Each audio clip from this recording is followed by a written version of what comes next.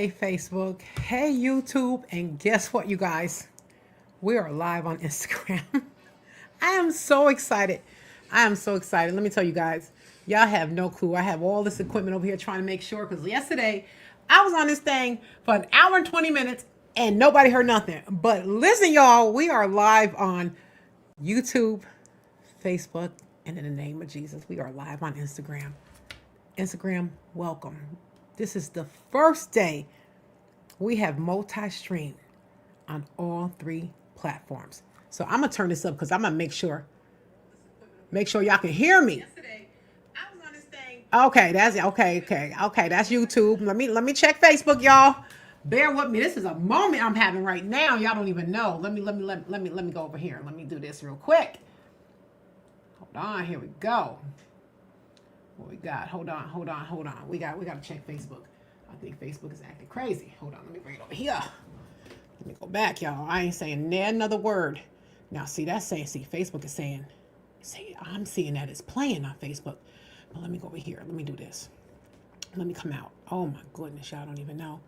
Hey, Instagram! Welcome to the Viral Vibes with Jocelyn Studio.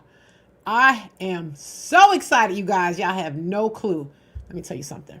I'm going to keep this playing in the background because, hold on, because this audio right here, man, this audio is really getting me, but I'm learning.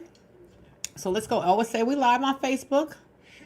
Hey, we are live on Facebook, y'all. We are live on all three platforms. Can I get a round of applause for the Viral Vibe Studio, y'all? I'm so excited. Welcome. Well, I'm looking over here because I can see Instagram over here like they talking to me. Welcome, Instagram. Welcome to the Viral Vibe Studio with Jocelyn. We are live today. This channel is all about criminology, CPS cases. Let me turn all this down. I'm hearing myself. If y'all don't hear me, somebody drop a 1 in the darn chat. Don't have me up here talking and giving y'all my best award-winning performance. I'm so happy. Oh my God. Y'all don't even know. Listen, before we go any further, let's do some housekeeping. Y'all know how we do, so let's get that done. Fair use notice. Content on this channel may include copyrighted material used for commentary, criticism, news reporting, education, discussion. This use is permitted under Section 107 of the United States Copyright Act, which allows limited use of copyrighted material for transformative purposes. Viral Vibes with Jocelyn does not claim ownership of any third-party content shown in reaction or commentary videos. Everything on this channel is alleged and my own opinion. All rights remain with the respective owner. Our purpose is to add new value through analysis, opinions, reaction, and educational conversation in full alignment with the YouTube fair use guidelines. So we are back. So let's get into it. Let's get into it tonight, this evening. I gotta hurry up because my baby coming home, and I'm gonna eat dinner with my girl. But so I'm so happy, you guys. I'm so happy. I'm still working on the lighting. I don't think I have an eye for this. I think I need to hire somebody to come in and do this. Me and my husband. Y'all have no clue. Instagram, you have no clue. I'm so happy. Whew, this has been 8 months we've been doing this, but I put into ChatGPT because I thought I was behind the times. I'm like, oh my God, we can't get it. ChatGPT told me that we have created something that most professional studios don't create in 2 years. 2 years. We did it in 8 months. My husband built the whole studio. Instagram, you guys got to catch up. There's a lot going on in the Viral Vibe Studio, and I'm Jocelyn Instagram. And thank you guys for being a part of our studio. And if you are friends with me on Facebook, YouTube, Instagram, or TikTok, listen, we family everywhere. Go in and like, share, and subscribe, you guys. Oh, I'm so excited. Let me breathe. Go subscribe to my channel. Please, I appreciate it. So today we're going to stick to the pastors that come to kill, steal, and destroy. That's what they're doing out here nowadays. Now, I've been in Georgia for a long time. Let me tell you something. I come from a church home, had our family church, and I thought I was going to get down here and just find a good, godly church. I have been to probably 50 and haven't found one. So let's get into it today. Listen, I'm going to be checking to make sure I can hear because like I said last night, because I promised myself, I said, I'm going to challenge myself to get on here every single evening. I don't care what my work day was because this is my passion. So if I can give them 8 hours, I can give Viral Vibes Studio 8 hours too. So I said, let me get in here and go on. So I'm talking. I mean, I was doing good. I thought. Let me tell you something. I was up there with Oprah and Gail. When I tell you, I go back to listen to it. Your girl, there was no sound. There was no sound, you guys. So many people, I'm gonna need to come in here one day and it's like 50 people waiting in the room. Nah, in the name of Jesus, 10,000 people waiting in the Bible Vibes room waiting for your girl. Okay, so let's get into it because I'm exposing stuff. I'm putting things out here that we need to be aware of. We need people to see this. We don't need you to be sheep following right down to hell. You guys got to be wiser than that, please. If you see a pastor that don't even open up his Bible, be wiser, okay? If you see a pastor that's looking at his, and he's got a little piece of paper written down, but 30 minutes out of his sermon, listen, y'all. I ain't here to judge nobody, but we got to be smart in who we follow. So let's go. Let's see what this crazy pastor did. This one, I'm gonna be. I got so many monitors in here. I gotta. It's too much sometimes. Anywho. In Lancaster, South Carolina, mornings are usually quiet. Clean streets, manicured gardens, neighbors who greet each other as they pass, and a silence only interrupted by the distant sound of a lawnmower or a barking dog. It is the type of neighborhood where nothing seems out of place, where routines repeat day after day without surprises.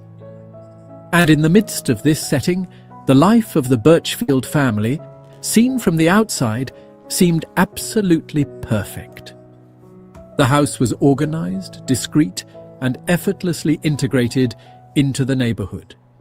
The patriarch, Pastor Donnie Birchfield, was a respected figure, leader of the Friendship Baptist Church, a man who preached values of faith, family, and moral righteousness every week.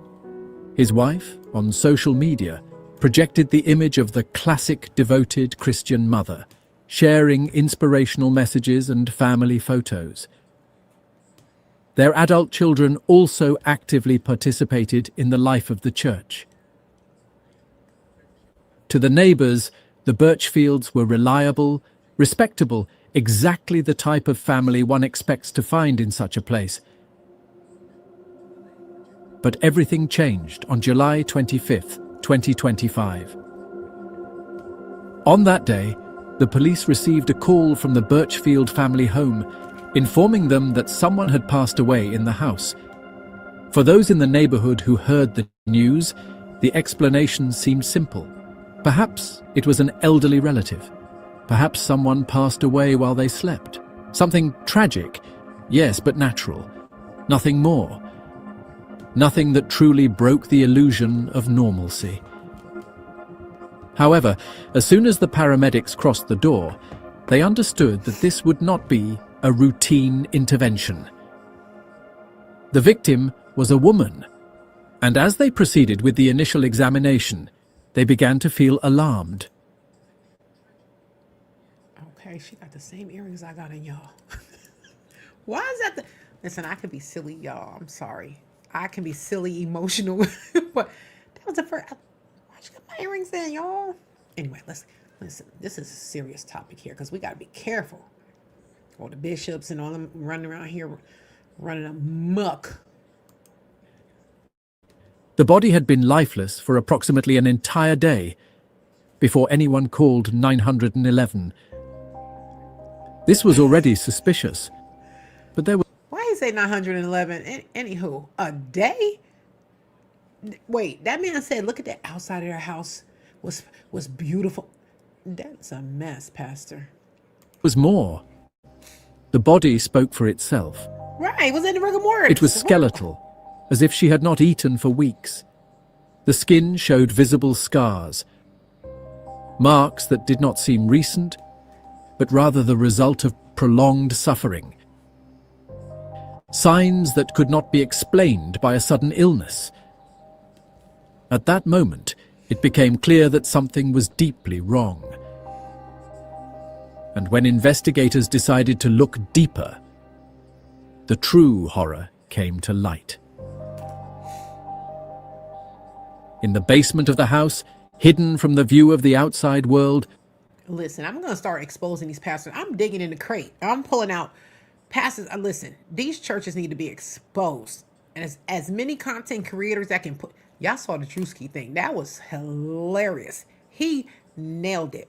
And they said that he was in that, he was around all of them. So he was seeing stuff that we were only speculating. We hear it. You walk into a church and you don't feel that spirit. I know my discernment is times 1,000. I am so gifted with it. I don't even have to, you don't even have to say a word to me before I'm like, I'm not feeling it. Me and my husband, let me tell you a quick story. Me and my husband was invited up into the mountains one year. And my husband came to me. We're part of a slingshot club. And he came to me. He's like, babe, you know what? I met these people. They want to invite us up to this mountain. I said, okay, that's kind of strange, but okay, I'm with him. I'm not worried. So we get there and now we're the new people. We walk into the door and we walk past two people. We get upstairs to our room. And I said to my husband, I don't know what it is, but my spirit was in turmoil inside of me. Something is up with these two. Husband, he's more easily to accept. And that's why God gave him me, because I'm not. I'm not feeling them. And sure enough, years later, they showed their face. And I said, I told you we didn't have to go through this 3 years. You could have said one and done. But no, some people need to go through the mess. I don't. Once one hair on the back of my neck stands up, I ain't dealing with you. I'm not doing it. were 3 more people. 1 man and 2 women. Fragile, weak, with clear signs of malnutrition. People who seemed to have been isolated for years, as if daylight had ceased to exist for them. The man was the husband of the woman who had lost her life shortly before. And then, the question was no longer what had happened inside that house. The true question became, how did a man, along with 2 other women, end up locked in the basement of a pastor's house without anyone noticing? Let's go to a new case of solved mysteries.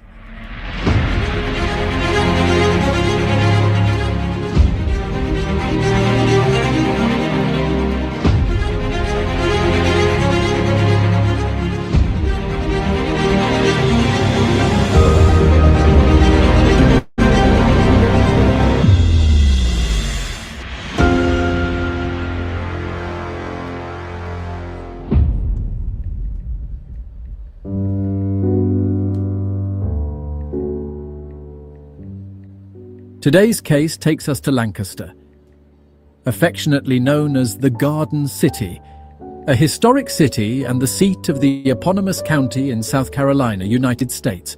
Let me ask you guys, am I the only one that discernment is having a problem finding a home, a church home? Like I said, I came from New York. We had our own church, so, I knew who my uncle was. I knew his heart. I'm sorry, you guys. I done said Instagram. I say all the time, when my family calls and I'm on live, your girl got to answer. And that's Aaliyah Wheel. Leah Wheel, she got her own platform. That's my baby. She's got over 500,000 followers on TikTok. She's big on YouTube. Follow her, you guys. ALEAWEEA. Well, anyway, so we moved down we done had our church home forever. So there's a comfort zone with that. So now I relocate, and I relocate to Georgia. And I'm like, oh, I definitely going to find a church home in the South, the good old South. Let me tell you something. I've experienced things in these churches that I said to myself, you know what? The church is the building. The building is not the church. I'm the church. You are not going to be a shepherd and lead me to hell when I know what's right and wrong. That is the thing. You know what's right and wrong. You hear these things and you're like, if your spidey senses is like, what the hell is this talking about? Run. Get up. Don't even wait for the collection plate. Just go. Just go. Don't even wait for him to say, did you get 10% of your check? Let me tell you something, you guys. If anyone can show me one Bible verse that says, give me 10% of your paycheck. Y'all done taught me something. I done read the Bible 3 times, from front to back. Tell me. There was no paychecks back then. Them people weren't working for nobody. They was working for themselves. They were carpenters. They were gardeners. No, give 10% of you. Listen, you're not getting my check. But I'll come and give 10% of my time and come clean the church. I'll do hand out turkeys and I'll do those things. But come on now. And I know the church needs to be ran, but it's some people that can't afford 10% of their paycheck, so they got to give what it is that they can give. And I promise you, God understands it. Let's keep going. Let's keep going with this crazy pastor. This city balances southern charm with modern growth. The region began to be settled in the mid-18th century, when Scottish and Irish settlers from Pennsylvania established themselves in the area. It has fewer than 10,000 inhabitants, but is within the Charlotte metropolitan area, which has about 3 million inhabitants. And in Lancaster lived Pastor Donnie Birchfield and his family, in a house where a very strange situation had been discovered. As detectives investigated the case, their eyes turned directly toward the pastor's son, Donnie Birchfield Jr. According to the police, he kept these 4 people in his basement for years, starving them and taking their phones so they could not call for help. He even controlled when they could eat, pass, and I'm gonna tell you guys, my family, Lord have mercy. I don't know how I'm gonna do this because my family, they call me, my nieces, everybody. My niece just called and said, "You are alive again?" This is what I do. Now they should have made me lose my place. And let's keep going, y'all. We're gonna start here. Listen, they know they should just get on. They should go on live and check first before they call me between these hours. This is crazy, you guys. Listen, let's go. I'm making money off of this. I don't got time for them right now. I love you guys because y'all check on me all the time. Today's case takes us to Lancaster, affectionately known as the Garden City, a historic city and the seat of the eponymous county in South Carolina, United States. This city balances southern charm with modern growth. The region began to be settled in the mid-18th century, when Scottish and Irish settlers from Pennsylvania established themselves in the area. It has fewer than 10,000 inhabitants, but is within the Charlotte metropolitan area, which has about 3 million inhabitants. And in Lancaster lived Pastor Donnie Birchfield and his family, in a house where a very strange situation had been discovered. As detectives investigated the case, their eyes turned directly toward the pastor's son, Donnie Birchfield Jr. According to the police, he kept these 4 people in his basement for years, starving them and taking their phones so they could not call for help. He even controlled when they could eat or use the bathroom.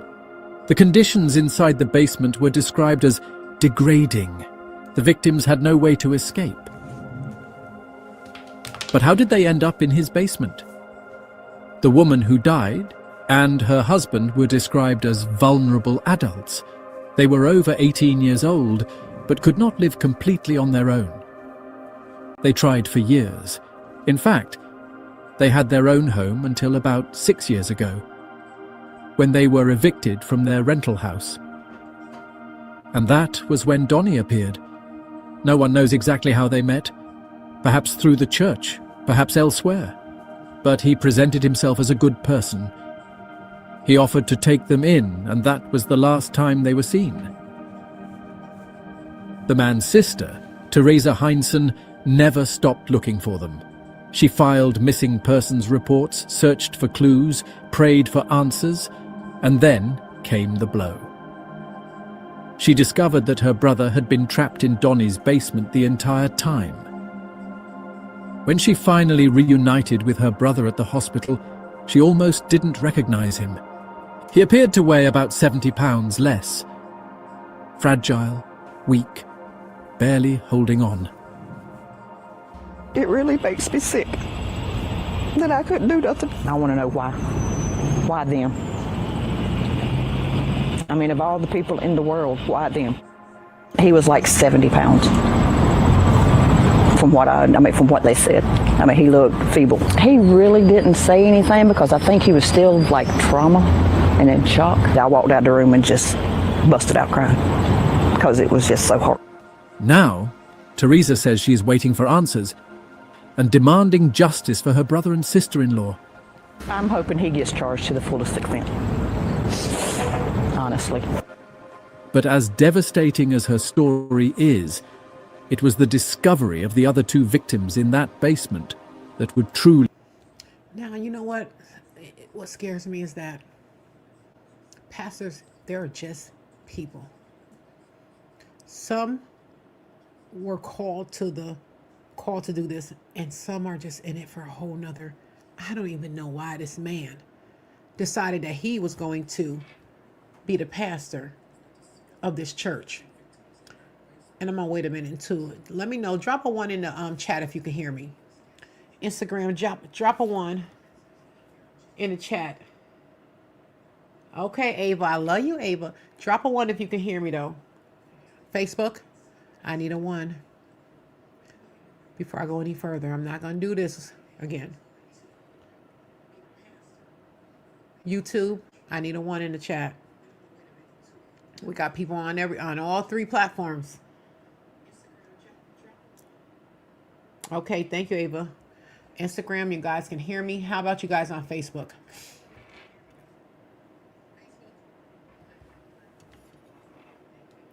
I need somebody on Facebook to tell me, but I'm thinking if they can hear me on Instagram. Okay, someone dropped the 1 in YouTube. Okay, we're gonna keep going. So as I was saying, they're just men. And you don't expect your pastor to be perfect. That's not going to happen because there's no perfect man. And we get that as believers. At least I do. I don't expect them to live this perfect life. Everybody, have their moments. But I don't expect you to be killing and stealing and destroying. Let's keep going with this guy. Shake this case. As if it weren't already disturbing enough, investigators discovered something that surprised them. The other 2 women found in that basement were not just random victims. They had been romantically involved with Donnie. According to investigators, one of the women had been living under Donnie's control since 2015. For approximately 10 years. Justice has not yet made the names of these victims public while they recover. But in the 10 years that this girl was trapped in Donnie's basement, her family members must have wondered where she was. And all the anguish that comes with it, they would be looking for her, or perhaps in mourning. The second woman had only been there since September 2024. But for those 8 months, she endured an equally horrible situation. Donnie's control over them was not just physical. He allegedly stripped them of their independence. No contact with the outside world, no cell phones, no freedom to come and go. He controlled everything. When they could sleep, when they could eat, when they could use the bathroom, and if they resisted, he became aggressive. One of the women told the police that Donnie threatened to take her life. Now, mind you, this is his son. They always say the pastor's children are the worst. I tend to believe that sometimes. 'Cause I have been, like I said, to many churches. I've seen many children unhinged, doing things they ain't supposed to be doing. I think they rebel against the structure of what their pastor, whether it's a mom or dad, put on them. You were called to do this, not your children. So I think as pastors, you need to allow your children to do whatever they need to do to get to where they need to get, and you just continue to pray for them that they are able to come back, because train up the child in the way he shall go, and when he's old he will not depart from it. So sometimes we got to let them go. We have to let them go. Donnie, get out. Get out, Donnie. Donnie, you are not gonna be in here. No. And then dad, the pastor just, oh Lord. I know it's hard to say, get out. And I know it's hard to say, no, you can't come back here. Trust me, I know. I have all girls. And it's hard. But I believe it's needed. It really is. I remember when I moved out, my mama said to me, my mama spoiled me. Every week I would have my nail money. She would put it in an envelope. It'd be on the dining room table. Every 2 weeks, my hair put on the dining room table. Perfume, she always, the creme perfume. My mama must get my perfume from Macy's. I mean, my mama didn't, listen, my mama was the bomb. Trust me when I tell you. She knew her girl. And when I decided to start messing around and end up moving out, my mother called me and I said to her, Mom, can you bring over my nail money? She said, you have lost all your fringe benefits. You are done. You're grown now. You done moved out. And my mother never paid again. No, I'm lying. Years later, I moved and she came here to Georgia to visit, and she, did up my house, bought all this stuff for me, took me to Macy's, bought me all this Michael Kors and everything. And I remember the man behind the cash register, because I had pocketbooks and all types of stuff. He said, oh, it's somebody's birthday. And my mama said, no, she's the best daughter any woman would pray for. And that's why I do this for her. You know what I'm saying? So that's that full circle. It's a full circle. Y'all be good to your moms. Be good to your mothers. Life. She said that on occasions he squeezed her neck so hard that sometimes she even lost consciousness. And furthermore, she stated that he told her he knew how to make a body disappear because he had previous experience. She confessed to investigators that she lived every day with the constant fear that she would not make it out alive. Investigators say he prevented the victims from going to the bathroom without his permission, did not feed them, and prevented them from contacting their loved ones. He is also accused of squeezing a victim's neck. I wonder if they were part of his, were they people of his congregation? That's what I'm wondering. Where did these women come from? Who are these women? I don't know. I'm watching this first time with you guys as well. So come on, get into the chat. We got people on Instagram. We got people on YouTube. We got people on Facebook. Y'all quiet, but y'all here. And I appreciate you guys. Let me stop. For so long that she lost consciousness. Donnie not only controlled their bodies, he also controlled their wallets. The financial trail that investigators discovered showed how far he was willing to go for power and control. In addition to controlling his victims physically and emotionally, Donnie was also exploiting them financially. Investigators discovered that Donnie had been using the couple's debit and credit cards, as well as their personal bank account.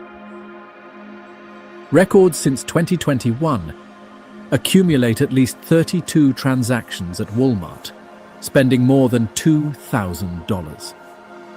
The pattern showed consistent, deliberate spending that directly benefited Donnie and no one else. None of these purchases were for the victims. Every charge was for Donnie himself. But that was just the beginning.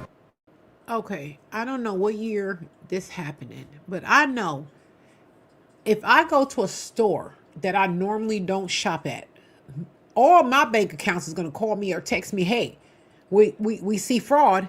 You don't normally shop at Jimmy Choo's, and we done seen some red bottoms walk up out of here. And I'm like, oh no, I wasn't in Jimmy Choo. I gotta find out what year this was. My daughter told me to stop. She said, Mommy, stop researching it. Because I'll be trying to figure out. I need to know. Listen, that's what I do. I'm an expert witness in the medical field. So I'm in court. I'm testifying. So we research. So I like to research everything. But she told me I need to stop. So I did. Court documents show that in an 8-month interval in 2025, Donnie took nearly $12,000 from... He said 2025. No, this, I don't know. See, now I don't, did he say 20? Let me go back. Hold on. Let's listen real good. Every charge was for Donnie himself. But that was just the beginning. Court documents show that in an 8-month interval in 2025, Donnie took nearly $12,000 from his victims' bank accounts. What the hell? What name would the banks they were at? Make sure I don't ever go there. I'm telling you, I went to Florida one time to go pick up my nieces and my nephews. And on our way to Florida, they shut down my debit cards, all of them. I couldn't get gas. It was, when I tell you I was losing it. Now I'm trying to call my bank. The bank, it was closed. It was a nightmare. Luckily, I had some cash on me, but my bank will shut down a credit card. A debit card instantly. What the hell? And did not spend it on their survival needs. Investigators say he used their money to pay his own mountain of credit card debt. Basically, while his victims wasted away in the basement, Donnie used their money to clear his credit history. One police report even states clearly, all of these purchases were made solely for the use of the suspect and not for the victims. It contrasted with his victims' situation. The life Donnie showed on social media, posting photos with professional wrestlers, posing as a fan, looking like an average guy, enjoying his hobbies. In the house where Donnie lived, his parents and siblings also lived. Where was his family during all this? And despite all this evidence piling up, his family did not condemn him. They defended him. Which raises the question, what did they know and see? Okay, parents. Lord have mercy. I probably would have done the same. So sad. I would have been like, get a garbage bag. That's so sad. We love our kids. I would have been like, okay, no, we're taking it there. It's unfortunate that his child put him in that predicament. Oh, God. I would have done the same. Let's keep going, y'all. Since when? While investigators presented proof of everything that occurred, starvation, mistreatment and fraud, Donnie's family did not condemn him. And what's more, they defended him. The family that lived under the same roof, in the same house where... If we get caught, if me and my child get caught, I'm not defending her. I'm just saying, listen, my child was in this situation and I wanted to help my baby. But I ain't going to sit there and say, no, she didn't do it. No, you did it. I came after the fact. I let other kids live for. That crazy. The victims were reportedly trapped in a dungeon in the basement. And yet, instead of being outraged, they rejected the story. His father, Pastor Donnie Birchfield, told reporters that everything was being distorted. He said, "It is astonishing how things have been distorted in the news. I would like to tell you more, but I can't." Then came his sister, who jumped on Facebook practically pleading with the public to stop judging her brother. She wrote, "Before sharing or reposting anything about my family, please stop and put yourselves in our shoes. What if it were your son, your brother, or your friend being gossiped about and judged online, spreading speculation, repeating unverified claims and adding comments only causes more harm? It isn't helping anyone." His stepmother also intervened, sharing a post saying not to believe everything they see in the news. Meanwhile, neighbors were dismayed, shocked, horrified, trying to understand how something like this could be happening right in their own community. This is a quiet area. This is a quiet neighborhood, and I was shocked to have anything happen, and just to think that this was going on right around the corner from our house, right around the corner from the park, right around the corner, and there are other children. Christy Barnes, a neighbor, said she lived near the birch fields for more than 10 years. She never really interacted with Donnie or his father, but described his mother and sister as good people. And yet, looking back, she now feels uneasy. Do you guys think the mom and the sister knew? You think dad and the brother kept it from them? But I know, okay, I will say there's parts of my basement that I do not go in, okay? My husband has his man cave where he's got his chilling area, and then he's got his game room area, and then he has his gym. But there is parts of that basement, like my daughter coined it years ago, the murder hole, because it's so scary. I don't ever go there. He has a space underneath the stairs to his man cave. We have been in this house decades, and I have never been under there. So I can understand if they kept it quiet enough that didn't alarm her. I could see that. Yeah, I have never been in an attic. The kids go up there. My husband, he's up there. I have never been there. I'm not doing it. I just learned the other day that trash night is every Wednesday morning. I didn't know that. My husband is gone, so I had no clues. Things they don't tell me. So I can understand how mom and the daughter lived in the house and they had no clue. I could get that because, listen, I'm spoiled, so I don't know these things. There are a lot of different things that have gone on that now, while they may not be directly related, they do tend to make a little more sense. Yeah. Feeling that human aspect of it, I feel terrible for all the families involved, individuals involved, and the. Wow. To the outside world, Donnie's family seemed like pillars of the church. But behind closed doors, neighbors now describe his actions as sick and incomprehensible. Yep. And the deeper the police look, the clearer it becomes. The true nightmare inside that house was much worse than anyone in Lancaster imagined. Donnie was charged with 16 counts: false imprisonment, abuse of vulnerable adults, domestic violence of a high and aggravated nature, exploitation, identity theft, financial fraud, and the list goes on. And prosecutors are not stopping there. They have already warned that more charges may be on the way, which makes sense because investigators are still piecing together how this nightmare continued for so long and how many people may have been involved. But here is something that is important to know. Donnie has not been charged with murder, at least not yet. Why? Because investigators still do not know exactly how the woman in his house...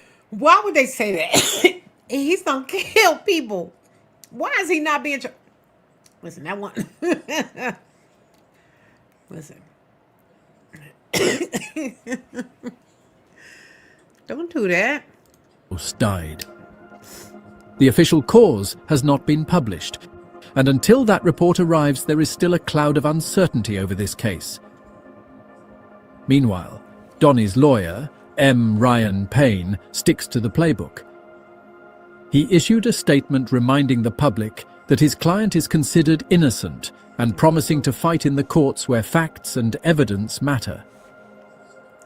Subsequently, investigators revealed that Donnie was not the only one arrested. When they raided the so-called House of Horrors, investigators also detained a woman who apparently was in a relationship with Donnie. On social media, She posted photos of the two together just a couple of months before the arrests. She even shared a photo of Donnie kissing her forehead.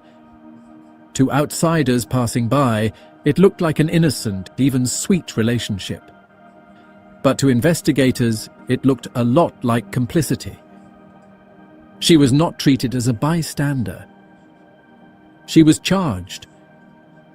Her charge: failure to report the case and neglect of vulnerable adults. At the end of the day, I will not be that parent that get life in prison because my child did something different. I will try to talk to my baby. I'll be like, listen, we need to turn you in. Listen, I'm going to get you the best lawyer we could afford. You're not going to have a public defender. I promise you. It may just be a little step up from public defender, but no, I'm not throwing my... I'm sorry, I love you guys, and I know I've lived a full life, but listen, I ain't do the crimes, I ain't paying the time. You going to jail. I done taught you better than this. Obviously not. No, you can teach your child whatever you teach your child. I promise you. You can get up every day from the time they're able to make their beds and say, make your bed every morning before you go to school. Make your bed every day before you go to school. They get on their own, or in the midst of being home, they'll fight you. They're not making their bed. So you can only pray that one day they will say,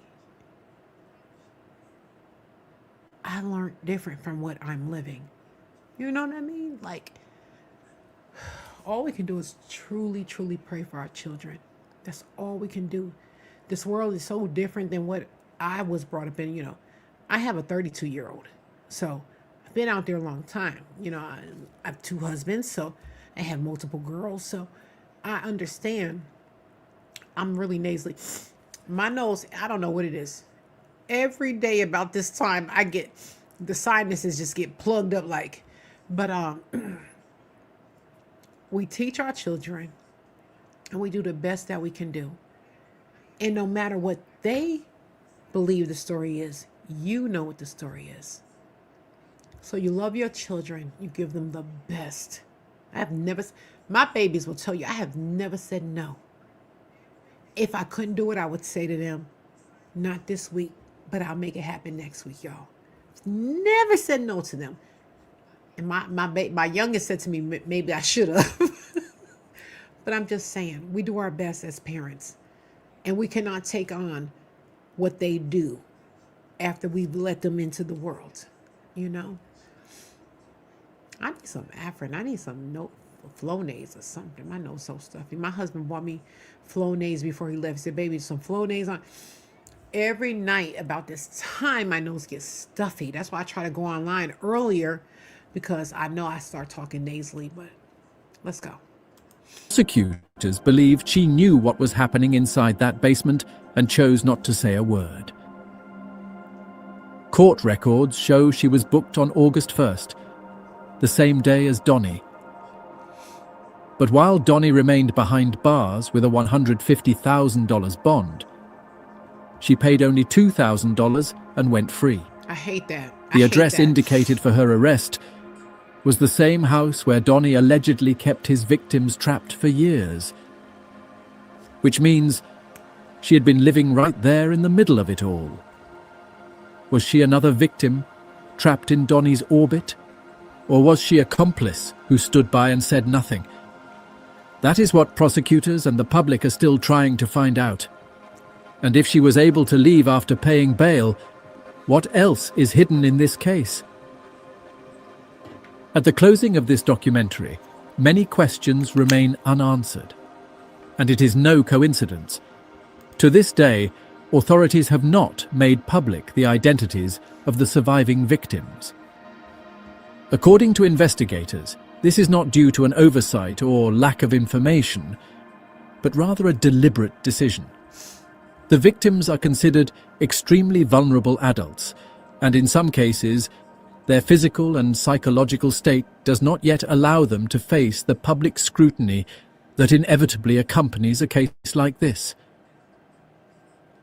In investigations of this magnitude, Revealing identities too soon can jeopardize legal proceedings, but it can also re-victimize those who have already spent years deprived of their freedom, isolated from the world, and subjected to absolute control. Silence, at this point, is also a form of protection.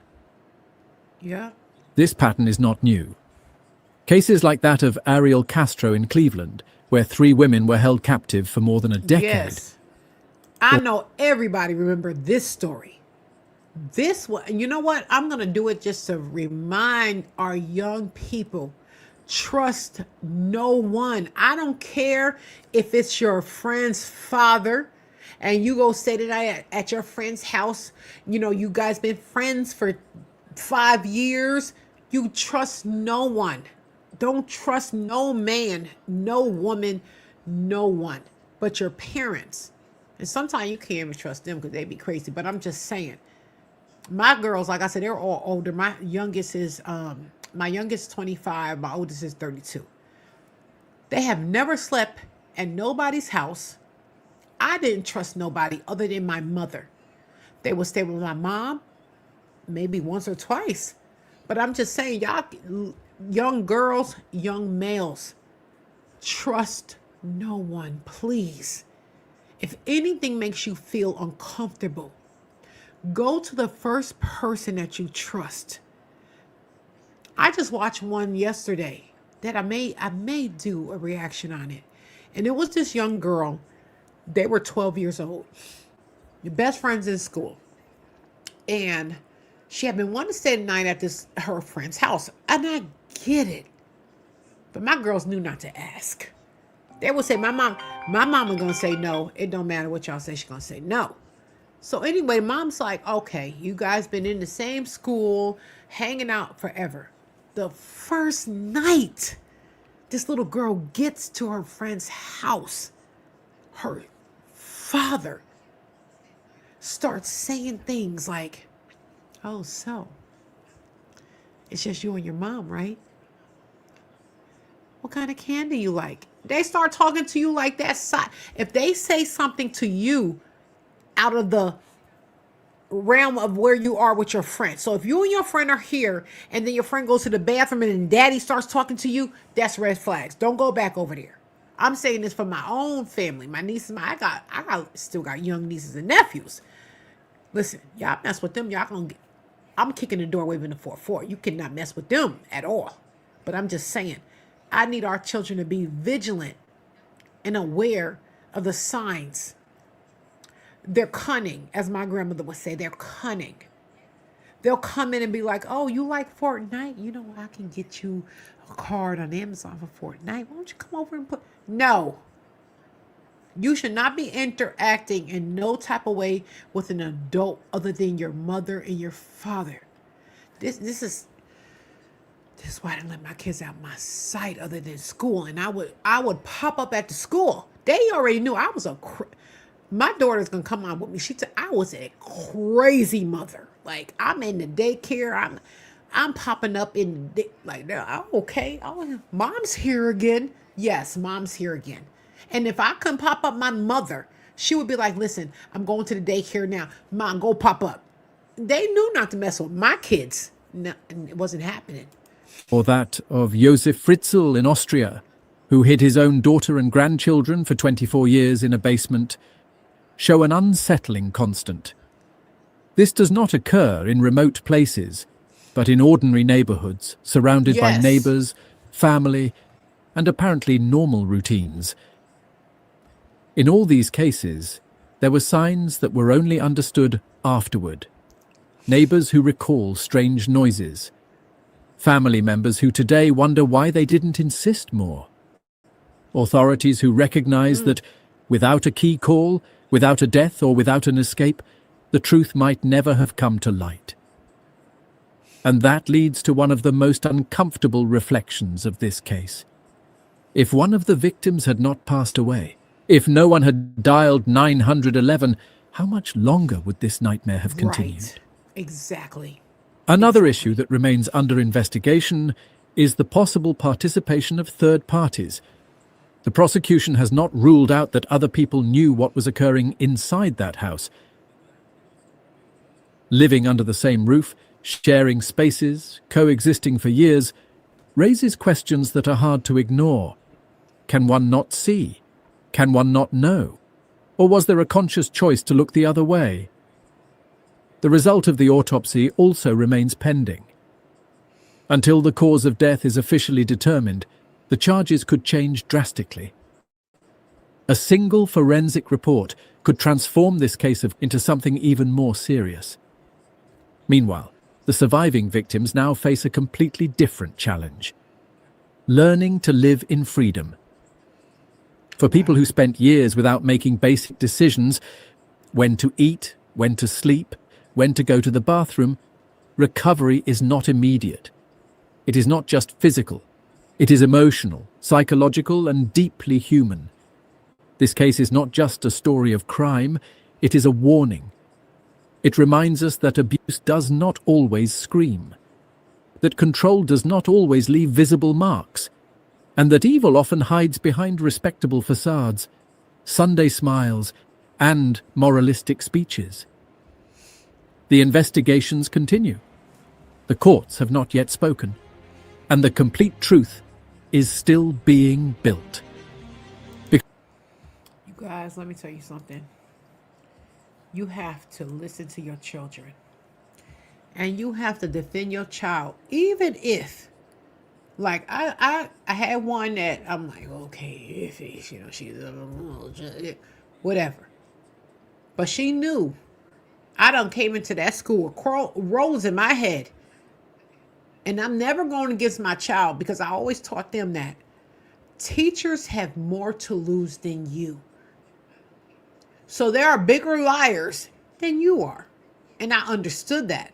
So I'm going in full throttle. My daughters tell you I'm a panel of all the teachers. I'm like, listen, I need everybody here, because I'm not coming back here and doing this again. All right, what's wrong with my child? What's she doing? I got up, I said, let me tell you something. They always say, Mommy had that pinky. She said, I don't want you. I went around that room. And then I got in that car. I said, what did you do? Because I already know my baby. My baby got a mouth on her or something like. But listen, that don't warrant you to bully her. You're an adult. She's a child. So if you want to bully my kid, I'm going to bully you. Get everybody here. Security, everybody. I'm in my crow. Listen. We have to make the right choices, you guys, with our young ones. That father, the pastor, shouldn't have had waited until it was 4 people in his basement. 4, you guys, 4. The first one, he should have been saying to his son, what's going on with you? If we get her out now because she's not dead, you haven't SA'd her, then maybe you can vindicate yourself. But no, daddy's like, oh, we're gonna do this. We got to get rid of the... No. I'm not going down that rabbit hole for nobody. I had 3 girls. I knew the one because she's just like me. She's just like me. I used to say, how could I punish her? Because I would have done the same thing when I was her age. But I understood where she was coming from. She's a child. You gonna bully my baby, you gonna bully me. But anyway, we're gonna end this here. And I want to say, I'm so excited.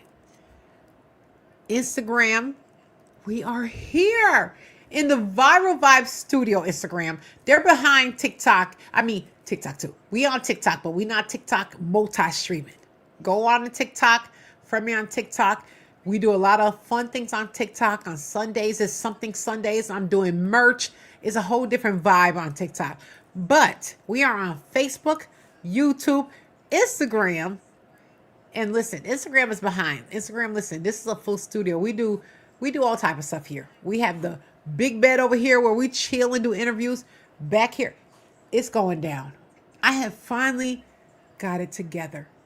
Over here we have where we do all of our t-shirts and let me show Instagram, y'all. Look at Instagram. This is what we do here. I done made my own merch. Listen, it's going down. It's the beginning of it. But you guys, you want to be a part of the Vibe Studio. So like, share, and subscribe. It's free, you guys. And it's information you may never know you need it. But I would also like to thank my niece, Juicy. You can get along. She can get a longer kidney. She's always on here. She's always supporting her auntie, and I love her so much. So anyway, we're going to end it because I'm going to go get me some dinner. I'm hungry, you guys. But thank you guys for joining me tonight as we go over the pastors that are 2 thumbs down. But tomorrow I got another pastor. He got ATL pastor. I've been to his, I don't like to call it, I've been to his building. And it was no church. It was a building. I've experienced it multiple times. So we're going to get into him. We're going to expose him. So this is what we're doing now. I ain't scared because God got my back, y'all. Promise you. You guys have a great night. Kisses to everybody. Be safe, y'all. Bye.